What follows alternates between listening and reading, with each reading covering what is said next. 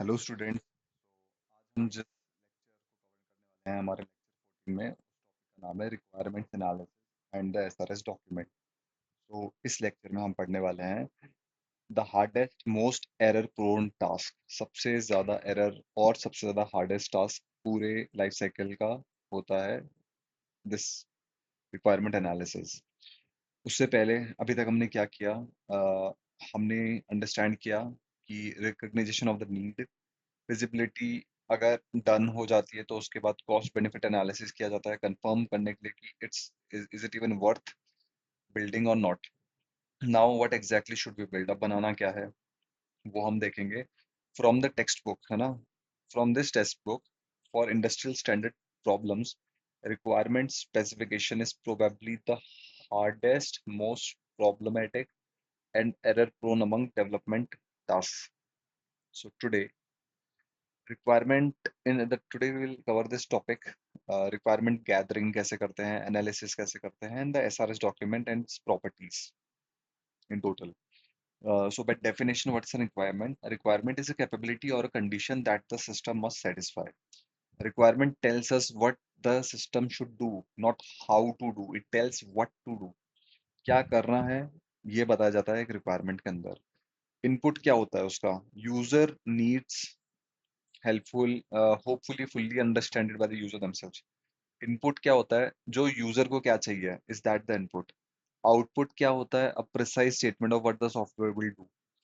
सो एक इनपुट होता है, एक आउटपुट होता है। For example, for a toy problem easy, for industrial problem extremely hard. अगर कोई छोटी प्रॉब्लम हो तो उसके लिए रिक्वायरमेंट लेना बहुत इजी होता है, बट अगर बहुत बड़ी प्रॉब्लम हो, इंडस्ट्रियल लेवल की प्रॉब्लम हो, तो उसके लिए रिक्वायरमेंट लेना बहुत डिफिकल्ट होता है। अप्रोक्सीमेटली 40% रिक्वायरमेंट चेंज होती है बाद में। So getting right upfront saves बहुत सारा कॉस्ट सेव होता है, एफर्ट सेम होता है अगर रिक्वायरमेंट फर्स्ट स्टेज पे ही क्लियरली अच्छे से ली जाए। अब आगे जाके नेक्स्ट स्लाइड में हम देखते हैं कि रिक्वायरमेंट इंजीनियरिंग प्रोसेस क्या होता है। बेसिकली रिक्वायरमेंट इंजीनियरिंग ली कैसे जाती है, होता कैसे है।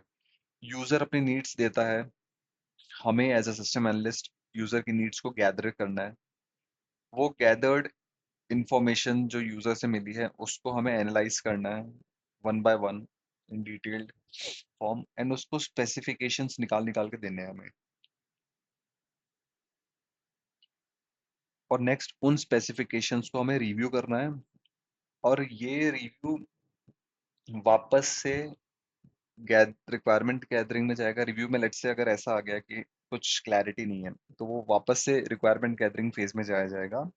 उस न्यू रिक्वायरमेंट पे एनालाइज किया जाएगा, स्पेसिफिकेशंस बनाए जाएंगे, और उसके बाद रिव्यू फिर से किया जाएगा। ये प्रोसेस तब तक चलता रहता है जब तक रिव्यू में सब कुछ क्लियर ना हो जाए। जैसे ही रिव्यू में everything gets clear, then SRS document prepare किया जाता है। अब रिक्वायरमेंट गैदरिंग को कलेक्ट कैसे किया जाता है, जो ये अभी तक हमने स्टेप्स पढ़ा, उसको कलेक्ट करने के तरीके, हाउ टू कलेक्ट। कुछ कुछ टेक्निक्स हैं, जैसे कि पहले टेक्निक है स्टडी एग्जिस्टिंग डॉक्यूमेंट। जैसे कि अगर आप कोई सिस्टम, न्यू सिस्टम बना रहे हो, अपग्रेडेड वर्जन उसका, तो जो एग्जिस्टिंग सिस्टम है, जो कि पुराना सिस्टम होगा, उसकी मैनुअल्स पढ़ लेना। कोई फॉर्म्स होंगे, उस फॉर्म्स को रीड आउट कर देना। रिपोर्ट्स जो करंट सिस्टम जनरेट करता है, MIS reports, management information system reports, तो वो रीड आउट करके we can get out the details की स्टडी करके कि रिक्वायरमेंट्स क्या क्या थी। देन इंटरव्यू लेके यूजर्स के साथ स्ट्रक्चर्ड और अनस्ट्रक्चर्ड इंटरव्यू लिए जा सकते हैं। फिर टास्क को एनालिसिस कर सकते हैं, लाइक आप वॉक थ्रू कर सकते हो हर टास्क जो यूजर परफॉर्म करता है स्टेप बाय स्टेप। उसके बाद आता है सिनेरियो एनालिसिस। आप ऐसे क्वेश्चंस पूछते हो कि व्हाट इफ, मतलब फॉर ईच टास्क आप पूछते हो कि अगर ये हुआ तो क्या होगा, ये हुआ तो क्या होगा, ये हुआ तो क्या होगा। तो सारे के सारे जो सिनेरियोज होते हैं आपके दिमाग में जो भी आ रहे हैं व्हाट इफ एनालिसिस, वो आप एज केसेस के साथ, एक्सेप्शंस वगैरह के सब के साथ आप प्रॉपर क्वेश्चंस पूछते हो व्हाट इफ में। फॉर्म एनालिसिस, आप डिफरेंट डिफरेंट टाइप्स के, जैसे जीएसटी का कोई सिस्टम बना रहे हो तो जीएसटी में बहुत सारे फॉर्म्स होते हैं, GSTR 1, GSTR 2, GSTR 3B, GSTR 9। सो इस टाइप के सारे जो भी फॉर्म्स होते हैं वो आप कलेक्ट करते हो, और उस फॉर्म से रिलेवेंट डेटा और वर्क फ्लोज को डिराइव करते हो, और उससे भी आप रिक्वायरमेंट गैदर कर सकते हो। लास्टली आता है ऑब्जर्वेशन। आप करंट सिस्टम को ऑब्जर्व करते हो, एक्शंस को रीड आउट करते हो, कहाँ कहाँ क्या क्या चीजें हो रही हैं, कैसे नोट्स फंक्शनैलिटीज कनेक्टेड हैं, वो देख के आप एक यूजर का पर्सोना दिमाग में बनाते हो, और उससे फिर आप रिक्वायरमेंट लेते हो। सो रिक्वायरमेंट गैदरिंग गैदरिंग जो होता है, इमेजिनेशन, क्रिएटिविटी और एक्सपीरियंस से आता है। स्पेशली जब कोई भी एग्जिस्टिंग सिस्टम नहीं हो। आपको मतलब अगर कॉपी करना है तब तो बहुत ईज़ी है, बट अगर कोई सिस्टम ही नहीं है, ये फर्स्ट टाइम कोई नया प्रोडक्ट बन रहा है, तो इट्स वेरी डिफिकल्ट। तो उसमें इमेजिनेशन और एक्सपीरियंस की बहुत ज़्यादा ज़रूरत पड़ती है। Next we have a quick question during requirement gathering, asking what if questions to discover edge case and exception is called dash. Option A form analysis, option B scenario analysis, option C task analysis, option D observation. So the right answer है scenario analysis, option B. Scenario analysis में explore करते हैं हम सारे task different different scenario से, कि अगर ये हुआ तो क्या, ये हुआ तो क्या, ये हुआ तो क्या। उससे हमारे सारे के सारे एज केसेस और एक्सेप्शंस कवर हो जाते हैं। स्टेप टू जो है वो आता है रिक्वायरमेंट एनालिसिस के अंदर, वो है फाइंड एंड फिक्स डिफेक्ट। जैसे कि the main purpose of the analysis क्या होता है, main purpose of the analysis is clearly understanding requirements को क्लियरली अंडरस्टैंड करना, डिटेक्ट करना और fix three type of defects. पहला, रिक्वायरमेंट गैदर करने के बाद हम डिफेक्ट्स फिक्स क्या करते हैं, तीन टाइप के डिफेक्ट्स फिक्स करते हैं। एक होता है एम्बिग्यूटी, एक होता है इनकंसिस्टेंसी और एक होता है इनकम्प्लीटनेस। इन एम्बिग्यूटी में मतलब रिक्वायरमेंट के मल्टीपल पॉसिबल इंटरप्रिटेशंस हैं। जैसे कि मतलब एक किसी ने कुछ कहा तो उसको इंटरप्रेट अलग अलग तरीके से किया जा सकता है। एग्जाम्पल के तौर पे, all customer must have the same control field. अब कंट्रोल फील्ड का मतलब नहीं पता चल रहा।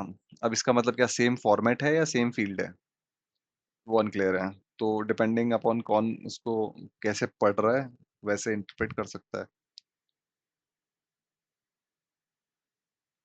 फिर आता है इनकंसिस्टेंसी, दो रिक्वायरमेंट कॉन्ट्राडिक्ट हो रही हैं। एग्जाम्पल के तौर पे, one user says open shower at 100 degree Celsius, another says turn on cooler at 100 degree Celsius. तो इसमें एक शावर पे कंट्रोल है और एक कूलर पे कंट्रोल है। तो 100 डिग्री सेल्सियस पे दो चीजें हो रही हैं, जबकि एक यूजर एक ही एक्शन ले रहा है। तो ये कॉन्ट्राडिक्टरी है। फिर आता है इनकम्प्लीटनेस, सम रिक्वायरमेंट्स कुछ अधूरी अधूरी सी होती हैं। जैसे कि the analyst forgets to record what happens when the temperature drops below 90 degree Celsius.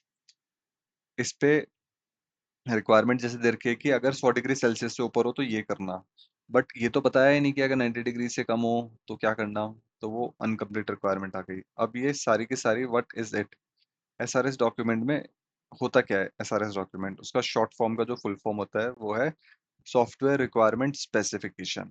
एक ब्लैक बॉक्स होता है जिसको हम कहते हैं, डिस्क्राइब करते हैं व्हाट द सिस्टम डज।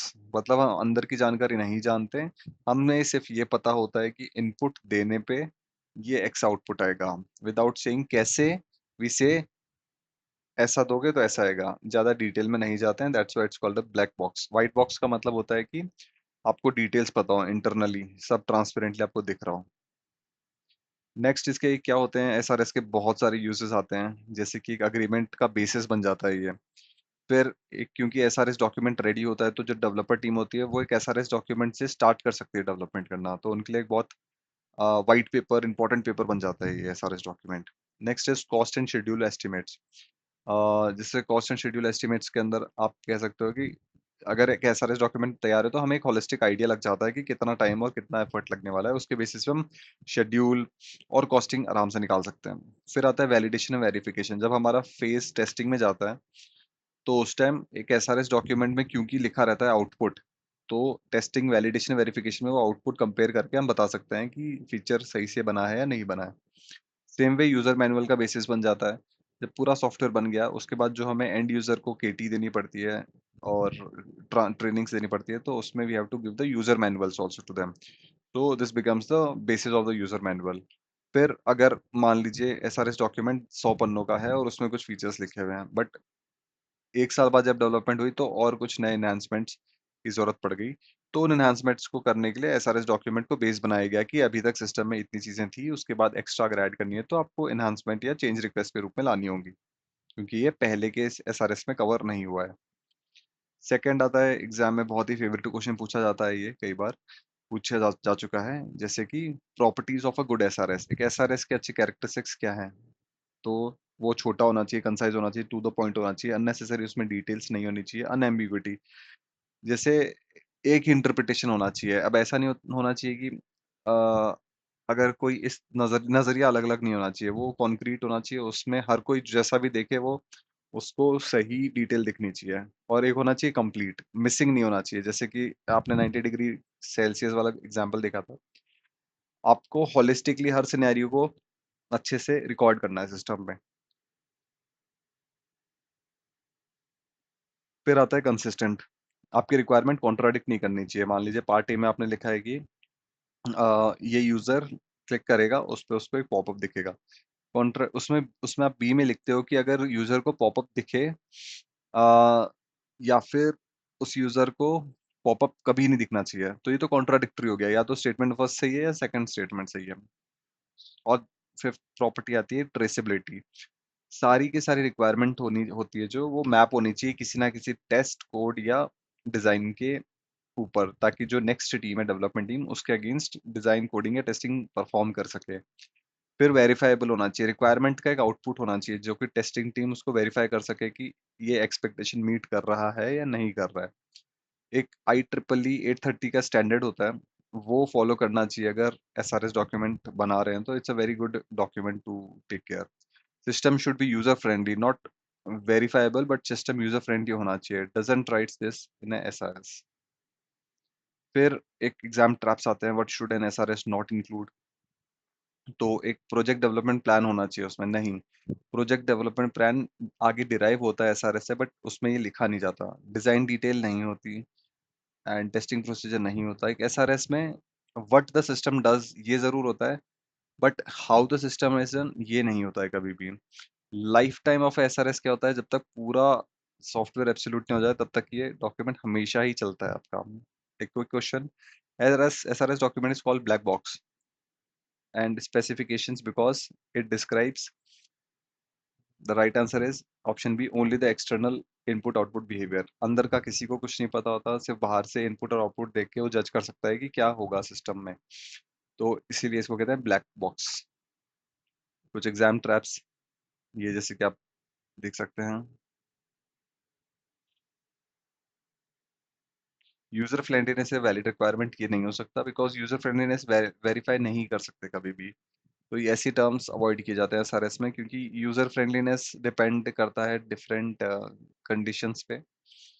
और वो वेरीफाई नहीं कर सकते, या तो उसको टेंजिबली लिखना पड़ता है कि ये is a part of UX। Now a quick summary of what we have gone through till now. एक बहुत ही इंपॉर्टेंट चीज जो डेफिनेटली एग्जाम में पूछ सकते हैं, of course it's a part of recalling. तो SRS डॉक्यूमेंट को स्पेसिफिकली डिजाइन किया गया है, करा जाता है, उस फॉर्म में फॉर्मलाइज किया जाता है। और IEEE स्टैंडर्ड्स 830 में SRS का क्या फॉर्मेट होना चाहिए वो प्रॉपर्ली डिफाइन किया गया है। ये जरूर एग्जाम में पूछा जाता है। एक practical question before dropping out, you have to list any 5 properties of a good SRS document. Explain करना है कि why the system should be user friendly is not a valid requirement, so you can answer it in the comment section। Next lecture में हम लोग पढ़ने वाले हैं structured analysis, DFD level 012। Thank you so much.